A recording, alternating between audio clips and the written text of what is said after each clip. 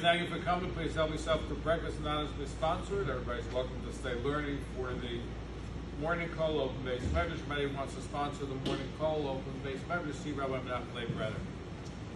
In this week's parsha, there's a commandment that if you find a lost object, you're supposed to return it to your brother. Brother means any fellow individual.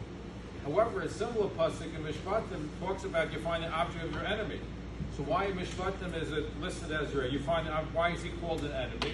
In this parsha, it's called your brother. What happened? So the Meshech Chochmah answers the question by answering another question. He asks the question.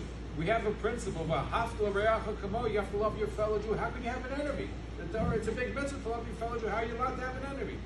So the Meshech answers that the Mishpatim was before the sin of the golden calf, and it's before the Jews were in such a status at Matan Torah that they were like angels. They were like Adam Harishon. They were in an exalted status. You're allowed to hate somebody who's a sinner if you're free of sins yourself. However, after the sin of the golden calf, we went down spiritually, so we no longer have the right to be in contempt of somebody else, to have an enemy based on the principle that he's a sinner. So we shouldn't be looking down as a sinner. We should be really looking at each one as a brother. In fact, Rabbi Yisrael Salanter says too many people are busy watching what you're doing. He says it's probably better to be worried about your gashmias and your own spirituality as opposed to the other way around. There's nine in the Torah.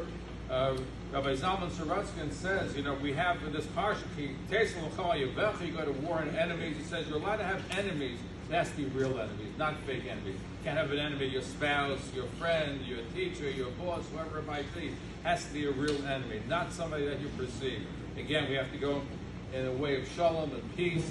And you should, in fact, there was a story, I think, that the Sridei she was friendly with somebody from the Hebrew Union College. They asked him, how could you have such a friendship? You're supposed to hate, somebody who's a sinner. He goes, I know what the Torah, I can't hate a fellow Jew. That was his answer. Have a wonderful Shabbos.